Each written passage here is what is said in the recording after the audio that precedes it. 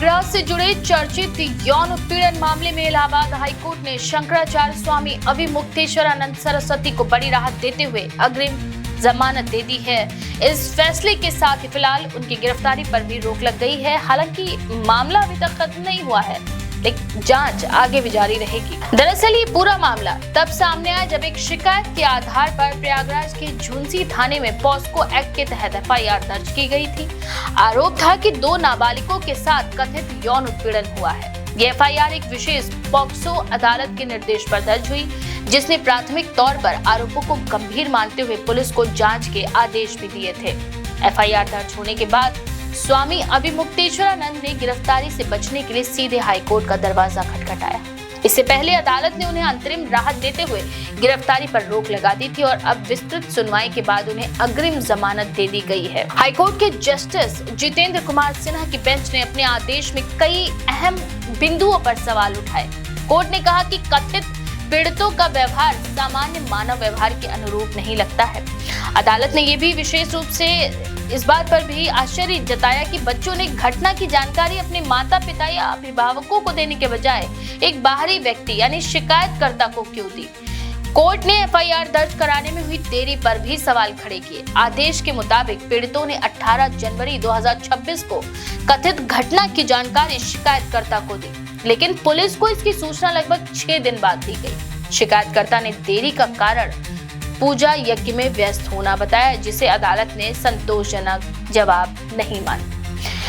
Medical साक्ष्यों को लेकर भी अदालत ने टिप्पणी की। कोर्ट के अनुसार मेडिकल रिपोर्ट में किसी भी तरह की बाहरी चोट के स्पष्ट प्रमाण नहीं मिले और डॉक्टर्स ने सिर्फ इतना कहा कि यौन उत्पीड़न नकारा नहीं जा सकता, यानी कोई ठोस निष्कर्ष सामने नहीं आया है।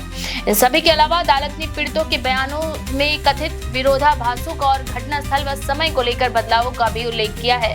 एक बयान में घटना महाकुंभ माघ मेले के दौरान बताई गई, जबकि दूसरे में अलग समय और स्थान का जिक्र भी सामने आया है। एक और महत्वपूर्ण पहलू ये रहा कि कोर्ट ने यह भी कहा कि पॉक्सो कानून के तहत दोषी मानने की जो धारणा है वह चार्ज तय होने से पहले यानी इस प्रारंभिक चरण में स्वतः लागू नहीं होगी। अदालत ने ये भी नोट किया कि कथित पीड़ित मीडिया में इंटरव्यू देते नजर आए, जो पॉक्सो कानून और किशोर न्याय अधिनियम के तहत तय प्रक्रिया का उल्लंघन है, क्योंकि ऐसे मामलों में पीड़ितों की पहचान और गोपनीयता बेहद सुरक्षित रखना जरूरी होता है। इन सभी परिस्थितियों जैसे कथित पीड़ितों का असामान्य व्यवहार, एफआईआर में देरी, मेडिकल रिपोर्ट की अनिश्चितता और बयानों में विरोधाभास, इन सभी को ध्यान में रखते हुए हाईकोर्ट ने कहा कि ये मामला अग्रिम जमानत देने के योग्य बनता है।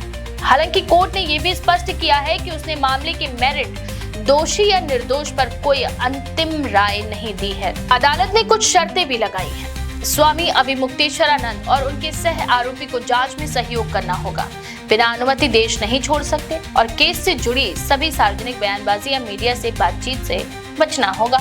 इन सभी फैसले के बाद फिलहाल जेल या बेल की स्थिति में बेल का पक्ष भारी रहा, लेकिन कानूनी लड़ाई अभी खत्म नहीं हुई है। पुलिस जांच जारी रहेगी, सबूत जुटाए जाएंगे और आगे ट्रायल कोर्ट में इस मामले की सुनवाई होगी, जहां अंतिम रूप से तय होगा कि आरोप साबित होते हैं या नहीं। इस बारे में आपका क्या विचार है? अपनी राय कमेंट में जरूर लिखें। ऐसी और भी खबरों के लिए देखते रहें भारत 19 एक्सप्रेस। देश की हर खबर सबसे पहले